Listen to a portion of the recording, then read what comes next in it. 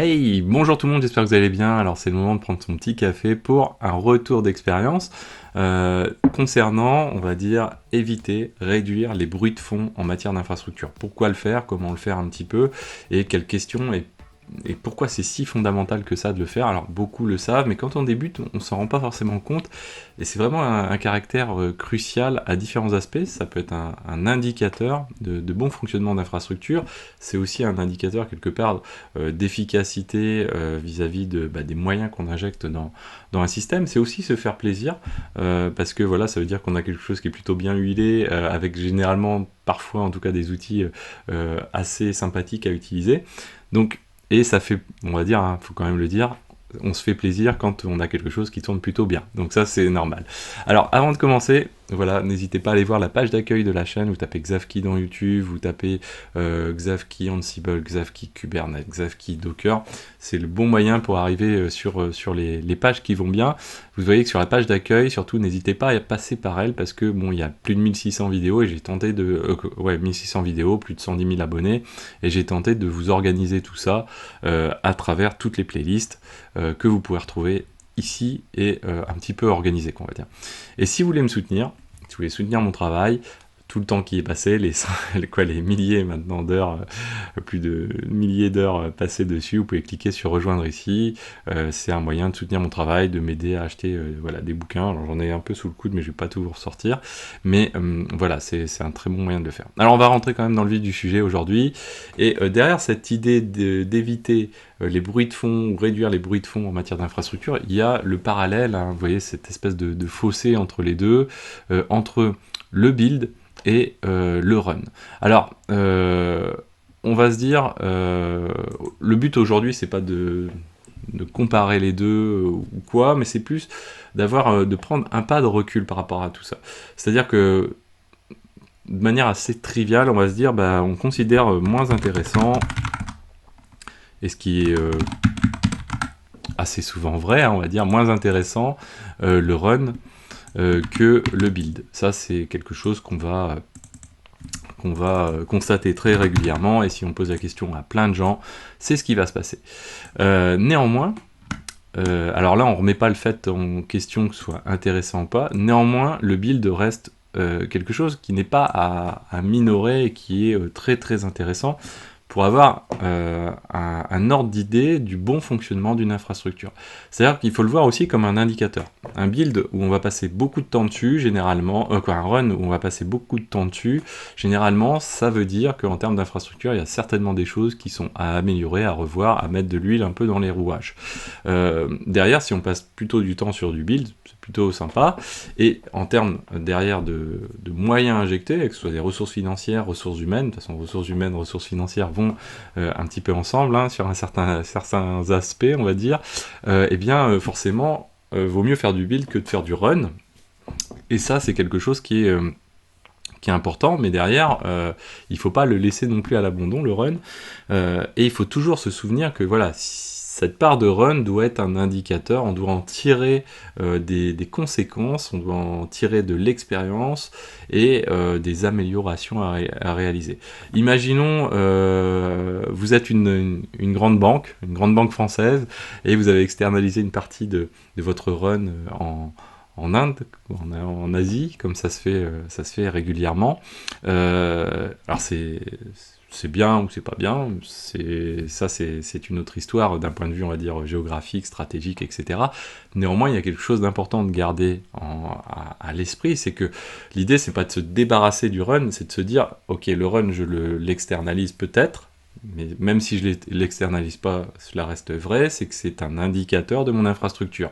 C'est-à-dire qu'il faut quand même que je puisse prendre le pouls du run pour pouvoir prendre en compte les améliorations à réaliser en termes d'infrastructure, et mieux comprendre comment fonctionne mon infrastructure, quels sont les points, les bottlenecks, les points délicats en ce moment vis-à-vis va dire, du comportement de cette infrastructure, hein. On peut voir cette infrastructure assez souvent, je le dis parfois à certains, mais il faut la voir un peu comme un être vivant, c'est-à-dire que à force de voir, de l'observer, grâce aux outils d'observabilité, monitoring, log, trace, eh bien on va pouvoir voir un petit peu son comportement, comme un sportif essaye de comprendre son corps, avec des fluctuations régulières, et ensuite on comprend un petit peu mieux comment elle fonctionne, on voit aussi ses cycles de fonctionnement.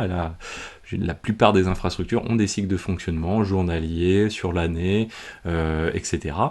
Et puis derrière, on voit un petit peu ce fonctionnement plus dans le détail quand on fait ce run pour voir un petit peu quels éléments, quelles variations entraînent quels résultats, quels travaux à réaliser, et il faut derrière faire le pendant pour basculer vers le build et entraîner des actions de build qui vont apporter de plus fortes plus-values, puisque résoudre des problèmes de run. C'est pas le seul objectif du build, parce que le build aussi, le but c'est de répondre aussi à des problématiques, on va dire métiers, hein. Si on a des besoins particuliers métiers, il va falloir les développer, et y compris côté infrastructure, mettre en place les éléments qui vont bien, mais aussi il y a cet aspect d'infrastructure où le build intervient pour dire, eh bien on va améliorer le run existant, et ça c'est quelque chose de fondamental. Alors, il y a différentes actions à mener pour améliorer ce run, et une des actions, on va dire, un petit peu essentielles, c'est effectivement donc de réduire ce qu'on peut qualifier d'un bruit de fond. Et ce bruit de fond, il faut le voir un petit peu comme si on a un graphe, hein, une tranche d'épaisseur de travail qui est réalisée en fait quotidiennement par les équipes, avec des organisations qui peuvent être très variées, mais il y a une petite charge de travail régulière qui se fait quotidiennement, et le but c'est d'essayer d'amincir cette tranche. Et attention, c'est que dans le temps, c'est pas parce qu'on l'a réduit à un moment donné qu'elle ne reprendra pas, vous vous en doutez, un espace éventuellement plus important, éventuellement encore plus important, etc. Et les choix du quotidien entraînent le fait que cette tranche est plus ou moins importante et maintenue sous couvert, mais il faut bien voir et viser cette maintenance. Donc l'objectif en termes de run pour réduire ces bruits de fond, ça va être, on va essayer de gagner en qualité, en efficacité, hein. Donc c'est vraiment l'objectif, hein. On va essayer de gagner en efficacité. Alors l'efficacité, ça va être quoi? Ça va être avec moins de moyens, on va faire moins de moyens, on va tenter de faire plus de résultats finalement. Et ça, c'est le dilemme, hein, effectivement, une part du dilemme en termes de run. Alors en termes de build, ça peut également s'appliquer, hein, mais en termes de run, c'est vraiment un fondamental du run pour se dire, voilà, le run, là, on considère qu'il va falloir vraiment y prêter attention, parce qu'à certains moments, on a des dérives, et voire parfois, ça peut impliquer un stop.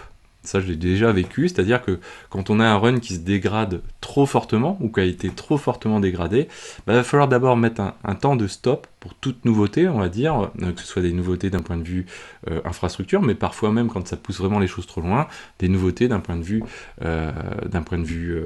future, pousser auprès du client et dire on fait un coup d'abord, on va mettre un coup de collier comme on dit de travail pour remettre d'équerre ce run, et puis ensuite on va pouvoir dire ok, on reprend notre vie normale et on re-rentre dans les choses qui fonctionnent. Alors généralement le coup de stop, hein, c'est assez intéressant, c'est que il n'est pas donné de manière non, comment on va dire, transparente, hein.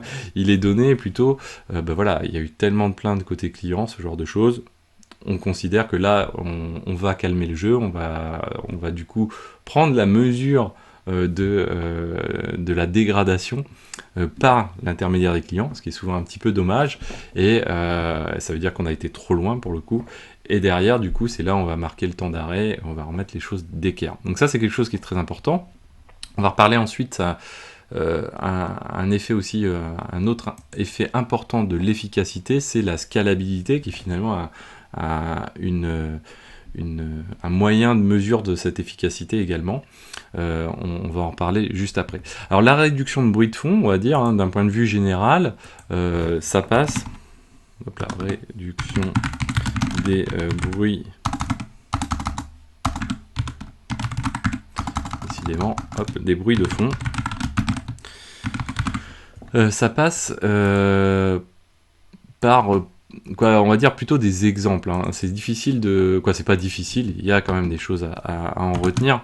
Dans les choses à en retenir, par exemple, ça va être la bonne gestion déjà du monitoring. Donc un bon monitoring, une bonne observabilité en général. Observabilité. Donc ça, c'est nécessaire. Et derrière aussi, un bon alerting. Donc ça, c'est... Généralement, on a tendance un petit peu à découpler un tout petit chouille les deux, mais ils sont vraiment très étroitement liés. Pourquoi? Parce que par exemple, si vous avez derrière de l'observabilité qui est relativement correcte, si vous avez des dashboards, déjà vous allez gagner en efficacité pour le run, ça c'est certain, puisque vous allez pouvoir diagnostiquer plus facilement les choses, gagner du temps pour aller dessus, éventuellement avoir une pré-analyse, une pré-expertise sur les incidents et pouvoir les résoudre encore plus facilement, et voire même les résoudre, au lieu de les résoudre avec des gens plutôt qualifiés niveau 3, bah vous allez pouvoir les qualifier avec du niveau 2, voire du niveau 1. Avec des procédures également. Donc ça, c'est quelque chose qui est très important. La documentation aussi joue un rôle fondamental du coup, puisque c'est elle qui va permettre de faire monter en compétence finalement des gens qui n'ont pas forcément le niveau ou les qualifications ou les compétences acquises à la base, et vous allez pouvoir permettre à ces gens-là de faire des actions éventuellement plus élevées, sans forcément connaître complètement dans le détail, ou sinon avec des moyens de formation interne, on va dire, faire progresser les gens pour pouvoir les faire monter en niveau et permettre de leur donner de l'autonomie dessus. L'alerting, pourquoi il a aussi un élément très important, allez, je le sors d'ici, parce que pour moi il est fondamental également, c'est que, j'en ai déjà parlé, un bon alerting, c'est quoi? C'est la capacité à arrêter d'aller voir ou à observer en permanence des dashboards ou à ouvrir un dashboard à côté. On voit souvent, on est friand d'avoir pas mal d'écrans et on se dit tiens, bah ouais, je vais mettre l'écran du monitoring dans un coin à droite ou à gauche, peu importe, ou au-dessus, ce qu'on veut. Effectivement, c'est plutôt bien. Mais ça veut dire une chose, ça n'empêche pas que l'alerting doit bien fonctionner. Le monitoring ou l'observabilité ne doit pas être un mode de déconcentration des gens qui font par exemple du build. C'est-à-dire que si les dashboards sont à côté, si vous êtes en train de développer quelque chose, d'infrastructure as code, etc., vous devez être focus sur les choses. Si jamais vous êtes obligé de temps en temps de switcher, de regarder comme ceci, là vous vous déconcentrez, vous êtes moins efficace, et derrière vous avez aussi un autre phénomène qui joue, c'est que derrière, comme on l'a dit tout à l'heure, vous avez peut-être pas les mêmes profils de personnes qui du coup vont intervenir. Si vous avez de l'alerting, vous pouvez faire intervenir des gens, ou plutôt vous allez faire intervenir peut-être même les mêmes personnes, mais on va dire le temps de ces personnes-là va être plus dense, ils vont être plus concentrés sur le build que sur observer ces fameux dashboards si vous faites un bon alerting, et ça c'est quelque chose de fondamental, puisque si vous avez des gens qui petit à petit, vous avez N1, N2, N3, les salaires ne sont pas les mêmes non plus, le taux horaire n'est pas le même, et donc ce qui est important c'est que ces gens-là soient à l'aise pour faire ce qu'ils ont à faire de mieux avec le salaire qui leur est alloué, plutôt que d'aller checker juste sur des dashboards si tout tourne bien. Finalement, checker sur des dashboards si tout tourne bien, c'est une fonction qui est réalisée par de l'alerting. Si on le fait faire par une personne qui est plutôt bien payée, eh bien c'est un petit gâchis quelque part. Donc ça, c'est quelque chose aussi de très important. Ce qu'il faut retenir aussi dans tout ça, à titre d'exemple, c'est donc qu'est-ce qu'on entend par ces fameux bruits de fond. Alors, des exemples, il y en a pléthore. C'est par exemple alors ça, le truc qui de nos jours m'horripile un petit peu, c'est genre le varlog plein. Alors, le varlog, il a bon dos. C'est plutôt, ce qu'il y a à comprendre, c'est le cas de figure du varlog plein. C'est-à-dire, c'est pas forcément varlog spécifiquement, ça peut être une home, ça peut être toute autre chose qui se remplit et sur lequel on aurait pu prévoir les choses.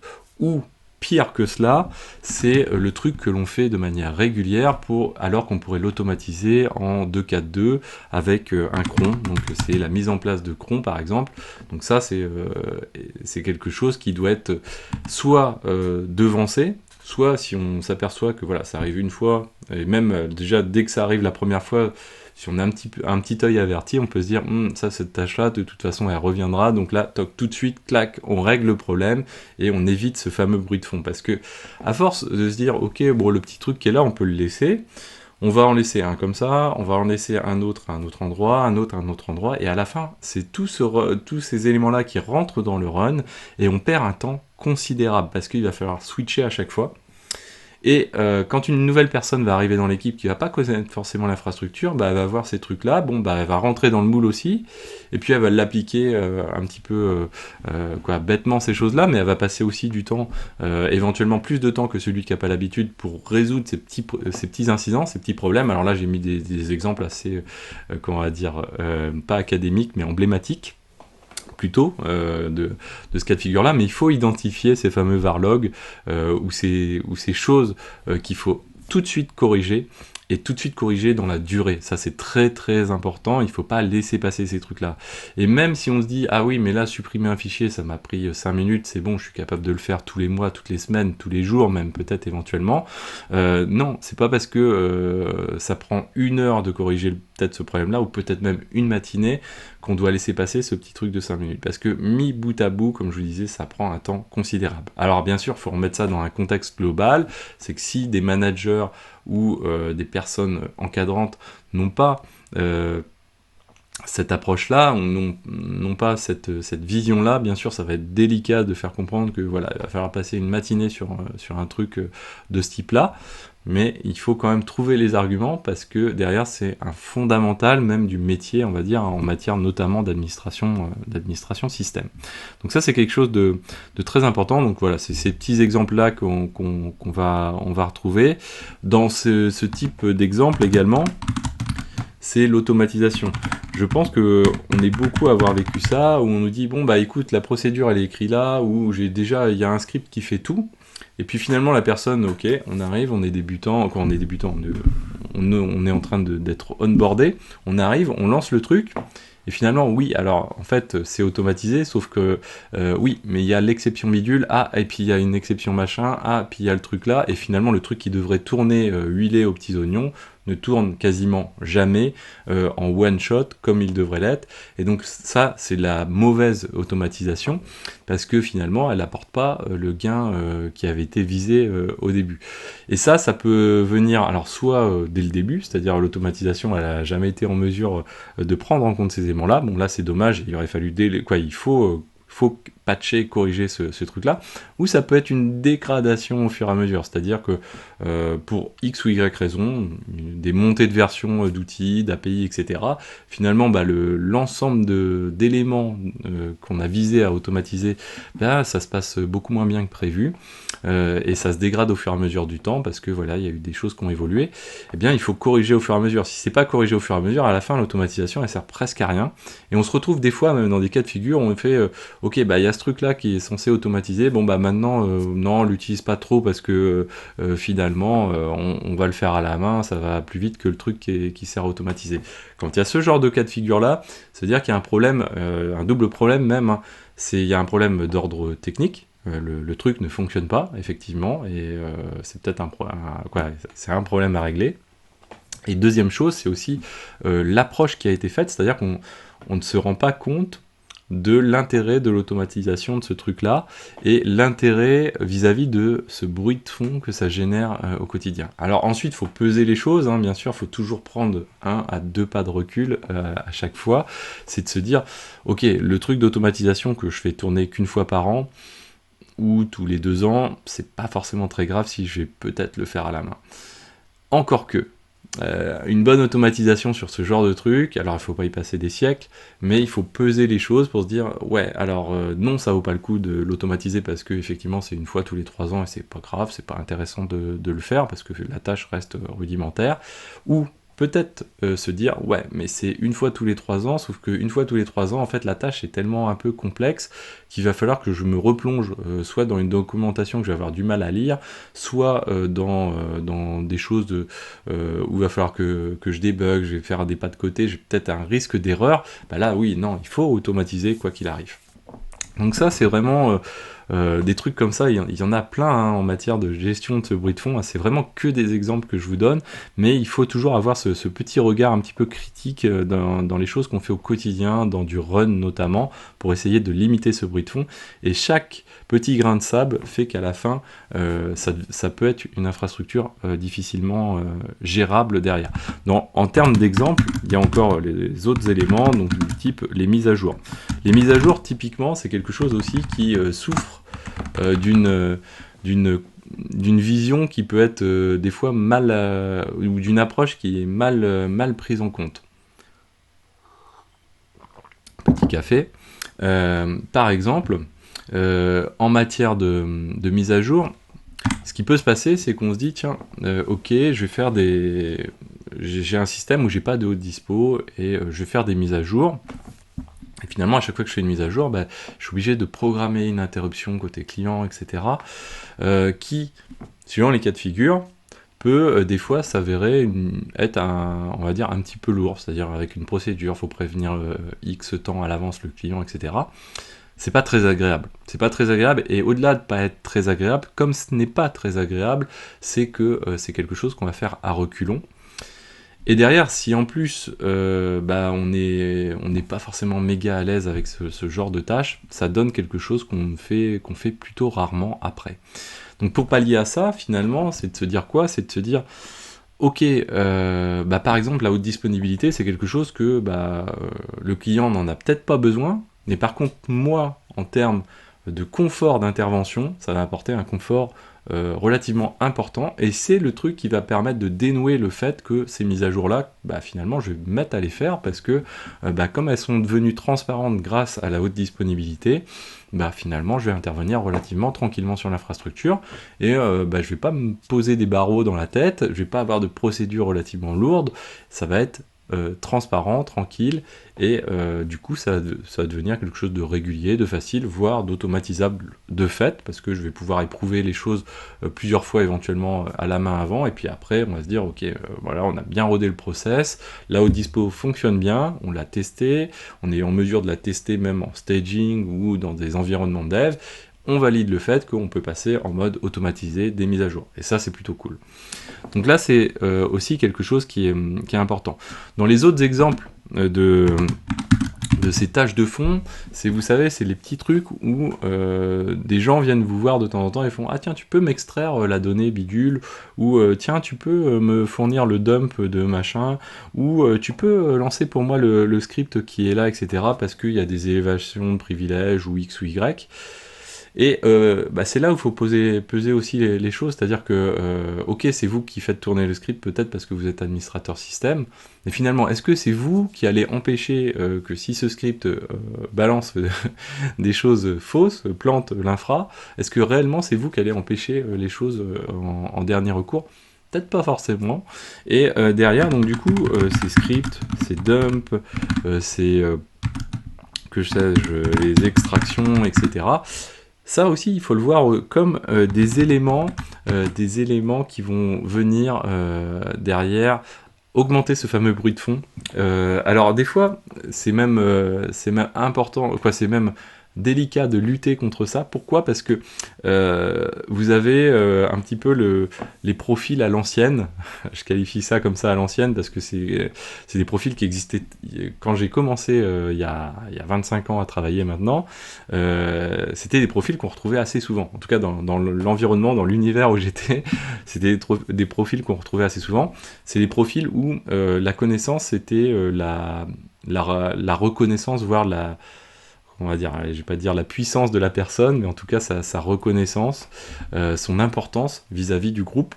Et donc du coup la personne était contente qu'on vienne lui demander des trucs, quoi. Vous voyez un petit peu ce que je veux dire.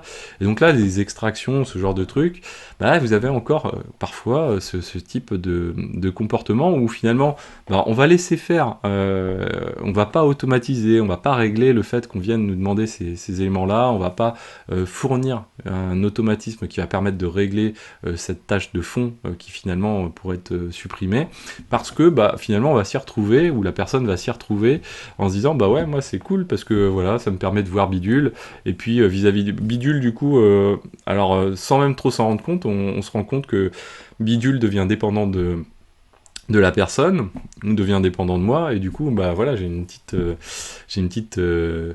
comment on va dire, une petite force, hein, dans le truc, on se sent un petit peu content. Ça ne doit plus exister, hein. C'était, comme je le disais, pour moi c'est quelque chose qui est un peu legacy, qui date il y a pas mal de temps, et dans des environnements un peu particuliers, mais voilà, c'est quelque chose de très important. Alors deuxième partie quand même de la chose à aborder, vis-à-vis de cette efficacité, on a parlé tout à l'heure de scalabilité. Ce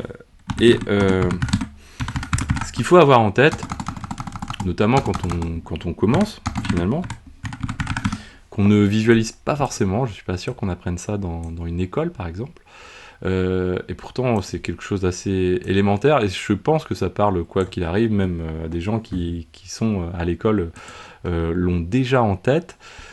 Imaginons, vous avez une infrastructure, comme ceci, on a un graphe comme ceci. Derrière, on va dire, là, c'est les moyens, soit des moyens financiers ou des moyens humains qui restent, donc ces moyens humains qui restent pour la société, hein, aussi, hein, des moyens financiers, hein, quand même aussi, il faut bien se l'avouer. Et puis derrière, on va dire une infrastructure. Alors, une infrastructure, ça peut être un nombre de serveurs, d'instances, de pods, de tout ce qu'on veut, mais quelque chose qui va représenter finalement un volume d'infrastructure, si vous voyez ce que je veux dire, avec du réseau éventuellement, etc. Donc une infrastructure.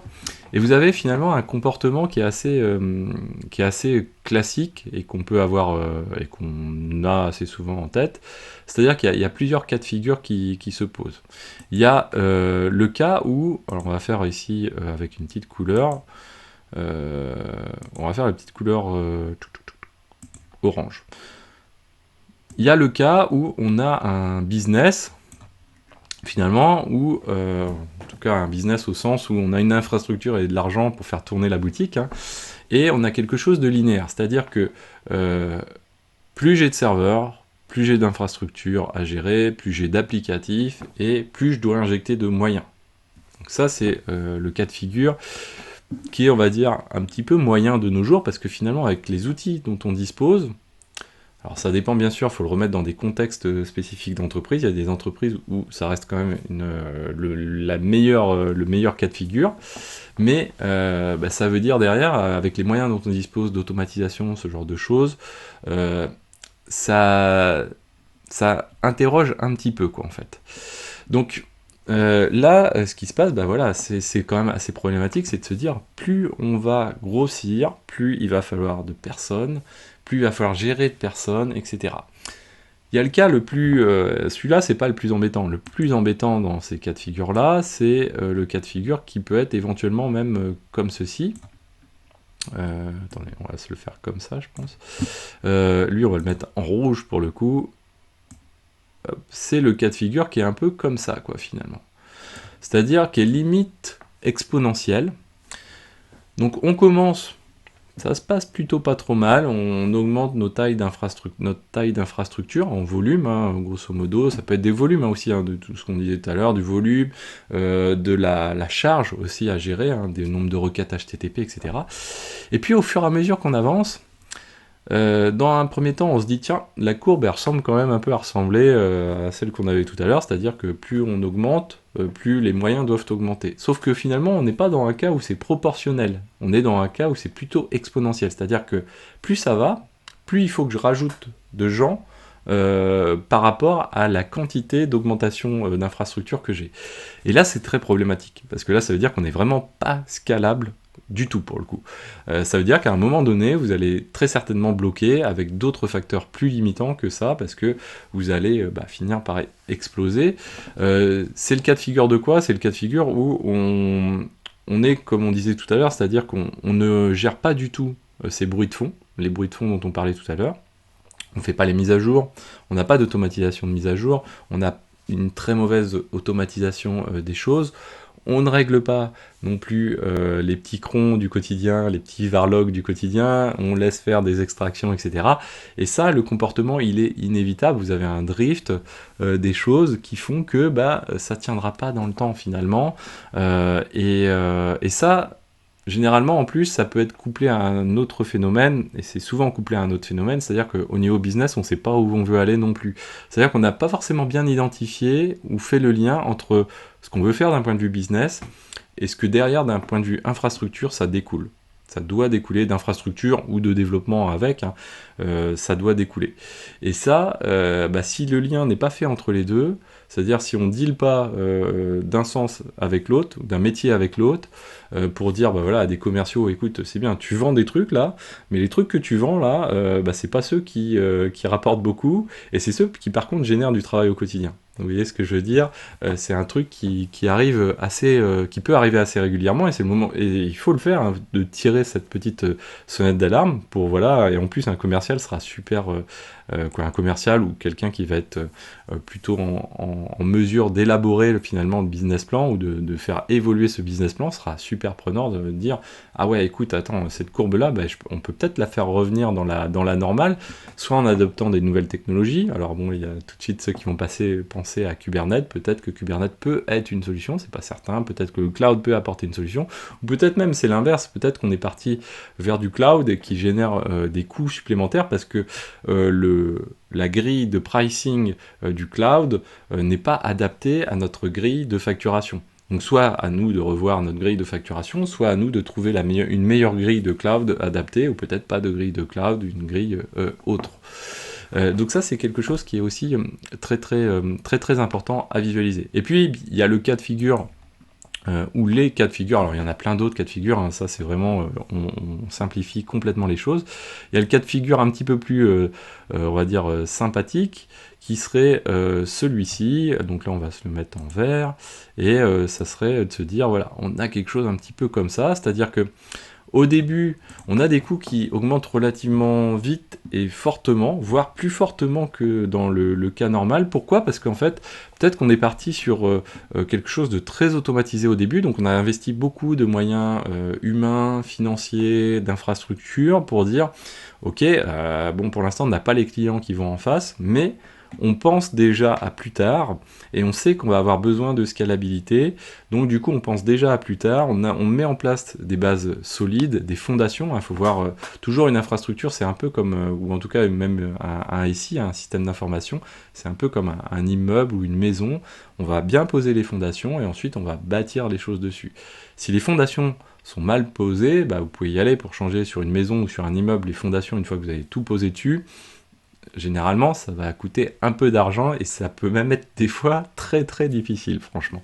Donc là, c'est la même chose, c'est-à-dire que au début, on va peut-être investir même plus fortement, et puis finalement, au fur et à mesure du temps, c'est là où ça va être intéressant de rentrer du monde, et on va investir ensuite dans un deuxième temps, du coup, sur le volet commercial, pour faire rentrer du monde et se dire, l'infrastructure, ok, j'ai pas beaucoup plus de moyens à investir dessus. Par contre, mon infrastructure, je peux l'augmenter, j'ai beaucoup moins de problèmes. Alors, dans les coûts, là, j'ai un petit peu abusé dans tout ce que je vous ai dit là, parce que les coûts, les moyens qui sont là, les moyens d'infrastructure, généralement, il y a quand même un petit couplage qui va avec, mais voilà, ça doit être quelque chose qui pourrait ressembler un petit peu à ça, et ce qui fait que dans le temps, plus on va avancer, et plus ça va être sous contrôle, et plus on va pouvoir gagner finalement, ou marger, ou faire de l'argent plus facilement.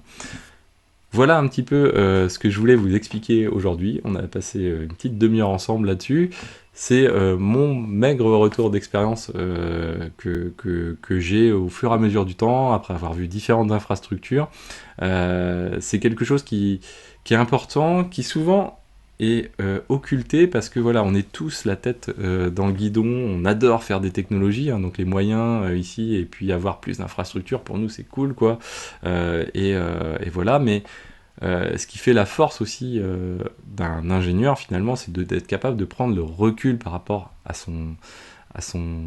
l'activité, on va dire, du quotidien, qui aurait tendance un peu à l'entraîner en fermant les yeux dans un truc, et de regarder et de prendre un pas de recul et dire ok, nous on est plutôt dans ce cas de figure là, où en ce moment on est en train plutôt de passer de ce mode là à ce mode là, et le risque c'est quand même d'atteindre ce mode là, ce qui est important aussi, hein, d'où l'observabilité. L'observabilité, ce qu'elle va permettre dans tout ça, c'est quand même de sortir aussi des chiffres et de dire voilà, j'ai des nombres de serveurs, j'ai des volumes, j'ai des requêtes HTTP, que ça j'ai plein d'autres choses. J'ai un nombre de clients que je mets en face. comment ça évolue ensemble, et puis derrière, pourquoi pas reboucler avec la comptabilité, avec les clouds. Maintenant, à l'heure actuelle, c'est assez facile aussi de taper sur les API des clouds pour récupérer des niveaux de facturation, et pourquoi pas faire des tableaux qui permettent de croiser un peu l'ensemble, les deux, les trois, on va dire, et de pouvoir se rendre compte d'évolution de ce type-là. Alors bien sûr, c'est pas à mettre entre les mains de tout le monde. Généralement, on n'a pas forcément toujours accès aux moyens financiers. Moi, j'ai eu la chance de pouvoir suivre des budgets, etc. Mais on n'a pas toujours, d'un point de vue sécurité, accès à ces choses-là, ce qui est aussi normal, hein, bien sûr. C'est pas accessible et public pour tout le monde, bien sûr. Mais ce qui est intéressant, c'est quand même de soulever ces débats-là. Et en entreprise, je pense que c'est assez intéressant de pouvoir discuter de ces choses-là, notamment quand on fait du cloud, on a souvent aussi besoin d'avoir ces regards-là. C'est ressorti encore ces dernières années. On le voit, il faut avoir un regard un petit peu critique sur les choses. Derrière aussi, hein, au-delà du cloud, c'est aussi les profils d'entreprise. Avant, on avait des profils qui étaient différents des profils actuels. Les profils actuels, on va parler de start-up, de scale-up, ce genre de choses, où finalement ces courbes-là sont étudiées. Il y a même alors je vais pas dire des normes, mais des ratios qui existent, qui circulent. On dit qu'il faut X, je sais pas, X de montant investi en infrastructure par rapport à un chiffre d'affaires donné, etc., par rapport à un profil d'entreprise ou de SaaS en question. J'espère que cette vidéo vous a plu, n'hésitez pas à la partager, n'hésitez pas à me dire en commentaire aussi vos remarques, ce que vous en pensez de tout ça. Je pense qu'il y a beaucoup à débattre dessus, et je vous dis à très bientôt sur Xavki. Ciao à tous.